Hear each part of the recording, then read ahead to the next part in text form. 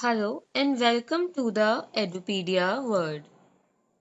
This is a data structure tutorial, and in this tutorial we'll cover about types of analysis. So the agenda for this tutorial will be what is the rate of growth, then commonly used rate of growth, type of analysis, asymptotic notation. Now let's begin with our first topic, that is what is rate of growth. The rate at which the running time increases as a function of input is called rate of growth. Let us assume that you went to a shop for buying a car and a cycle. Then, if your friend sees you there and asks you, "Are you buying?" then in a general way we say, "We are buying a car." This is because cost of car is too big compared to cost of cycle. So you see, like if you are buying a expensive thing and as well as a small thing, then if you have to tell someone, you usually tell for the expensive thing. Don't tell for a small thing because obviously the cost of car and the cost of expensive thing would be much more than the cost of any general small value thing. Fine. So that means we have to kind of approximate the cost of cycle and cost of car and see like which one weighs higher. We actually tell that value. Now, what will be the total cost? Well, the cost of car plus cost of cycle will be the total cost. Total cost equals to cost of car, which is the approximation since we are not including the cost of cycle since it's very low as compared to cost of car. Now these are commonly used rate of growth. You can see they are like decreasing rates of growth. You can see it starts with 2 to the power 2 to the power n, then factorial of n, then 4 to the power of n, then 2 to the power of n.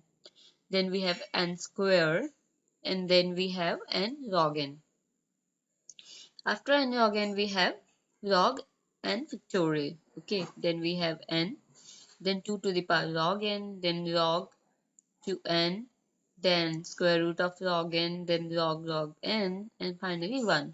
So if we say 1, that means you can say the complexity or the, well, I would say the rate of growth in the complexity is lower from 1, and it is higher in this, and so and so. So the highest will be this one. So when we talk about in a programming paradigm, we try to attain the least complexity because we want to get the best solution. So that's why we try to find a solution which is having one complexity. But obviously, all the problems cannot be solved with that complexity. But the general approach is to solve a solution with the lowest possible complexity. Okay. Now below is the list of rate of growth. So explain the same thing in a tabular form.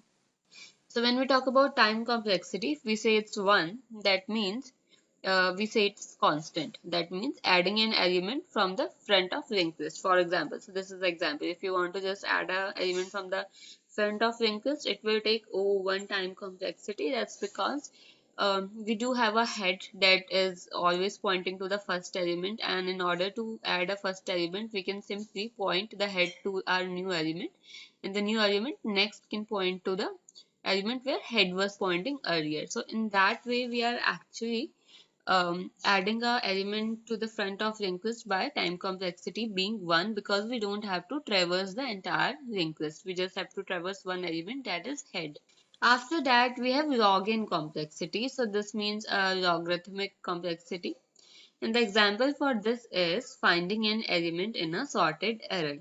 So when we talk about a sorted array and we have to find an element, so when we say a log n complexity, that means we have to just, since it's a sorted array and we have to find, let's say 5, so we have to just travel up to the element 5. So let's say if it's a sorted array and it's 1, 2, 3, 4, 5, 6, 7, 8, 9, 10, then we have to travel till we get 5. So we have to just, traverse up to 1, 2, 3, 4, and then we have to check if we have 5 or not. So that's the reason of log n complexity. It actually depends on, like, where your element is present. If it's just 1, then we can find it even time complexity of 1. If it's 2, then we just have to traverse one element. Okay, so that's why we are saying log n complexity. Fine. After that, n is linear. So n means the total number of elements present. So we have to travel all of them in just one way. So that means time complexity is n. So this is like finding an element in an unsorted array. Why so? Because let's say if it's an unsorted array, then you have to traverse up to the last element to see like if your element is there or not. So that will take up n time complexity, n because it is traversing the n elements of an array. So consider the number of elements in an array as n, then the complexity for finding an element in an unsorted array would be n. Fine. After that, we have n log n. Now, n log n means linear logarithmic. So you see here we are kind of taking n as well as log n. So we are together taking them up. So the example for these is sorting n items by divide and conquer. So merge sort is an example. So in merge sort, what happens whenever we are having array of element, we kind of divide them. So if there are 10 elements, we divide them in a group of 5, and then we have subsequently two groups of 5 elements. Then we divide the group of 5 elements into each group of 2 and 1 3, and again one group of 2 and 1 3. So now like the group that is having 2, we kind of sort them. So we actually have to divide till we get one element in each subset, and then we have to actually sort those two elements. So we'll sort first two elements, and then we'll sort a group of 3 elements, and then we keep on merging them. Since we have sorted a total number of 4 elements, now let's sort these 4 elements. So let's sort these 4 elements means we arrange in a sorting order. So let's take another group which is of 2 elements. So therefore we are merging those elements. So you see what we are doing is once we have like kind of traversed the whole array. Okay. After that what we are doing is we are dividing them and then we are merging them. So we are again kind of uh, concentrating on a group of array which we have divided. So that makes it log n, and to traverse the whole and divide the whole will take n. So that's why it's n log n. Fine. After that, n square, which is a quadratic, that means shortest path between two nodes in a graph. So if we have to find the shortest path between any two nodes in a graph, so if we talk about shortest path between two nodes, that means we are actually traversing between the nodes, and there are various paths to traverse between the node. Let's say if I have 1, 2, 3, 4, 5, 6, 7, 8, 9, 10. Then maybe 1 and 10 straight away are intersecting, and maybe we can go through 1, 2, 3 and then 10. So there could be numerous paths, but we have to find out the shortest path.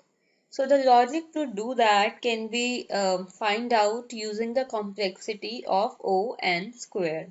Why so? Because firstly we have to find out all the paths that are actually leading to that node, and we have to compute which is the shortest. So if we have to traverse, let's say for in one path we have to go through like let's say 3 elements, then we have to check for other path in which we have to go through maybe one element, and there could be additional cost in traveling. So we have to compute each and everything. So the complexity will become as O n squared, since we have to actually look at each and every way of doing that.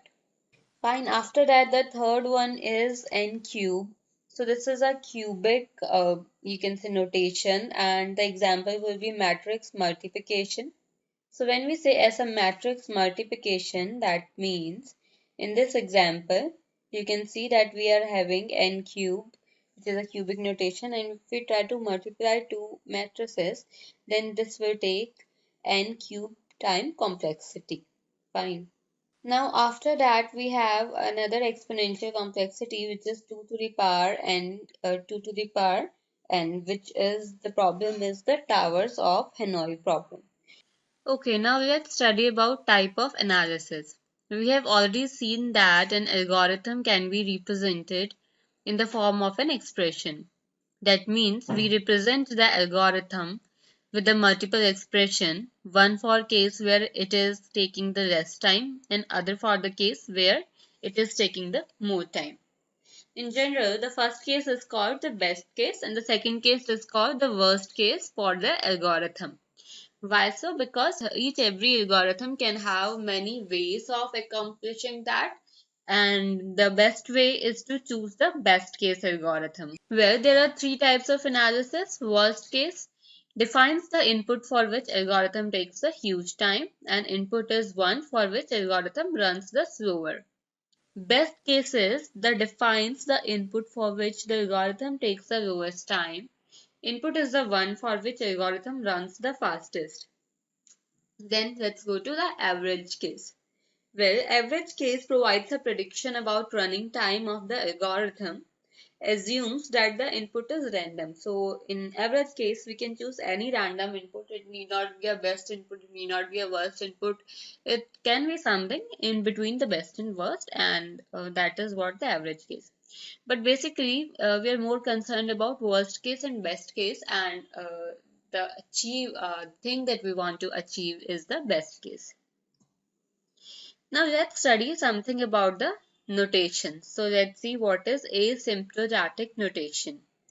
Well, asymptotic notation are languages that allow us to analyze an algorithm's running time by identifying its behavior as the input size for the algorithm increases. This is also known as algorithm growth rate. Does the algorithm suddenly become incredibly slow when the input size grows? So yeah, this is a question to you. Do you think that the algorithm will suddenly become slow? If it does, then definitely that could not be a good analysis of your algorithm, because your credibility, or you can say the algorithm speed, should remain same even if the size is growing. It should be developed in such a way. Then, does it mostly maintain its quick runtime as the input increases? Yes, that is something we want to achieve. Asymptotic notation gives us the ability to answer these questions. So, we'll be able to answer this question using asymptotic notation. So, types of asymptotic notation. Let us assume an algorithm as a function f, n as an input size, fn being the running time. So for a given algorithm f with input size n, you get some resultant runtime fn.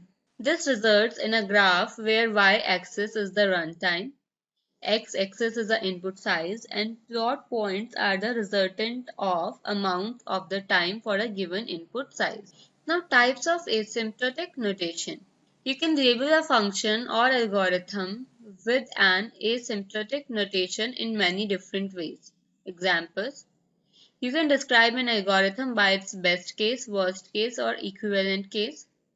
The most common is to analyze an algorithm by its worst case. You typically don't evaluate by best case because those conditions aren't what you are planning for. A very good example for this is sorting algorithms, specifically adding elements to a tree structure. Okay, so this is an example. Now, best case for most algorithm could be as low as a single operation.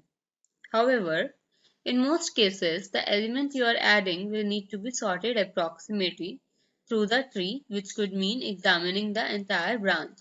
This is the worst case, and this is what we plan for. So when we are saying we're planning for worst case, that means worst case complexity, not worst case algorithm. Worst case complexity means when your input is really complex, that is the complex you can have in that scenario. So in that case, how will your algorithm run is what we want to achieve. So it should have the least complexity even in the worst case. Now, what are the types of asymptotic notation? So you see, these are the types of asymptotic notation, which are like big O, big omega, small omega, and theta. Okay guys, so this was about the types of analysis and asymptotic notation. We'll be covering in detail about big O notations and other notation as well. Thank you.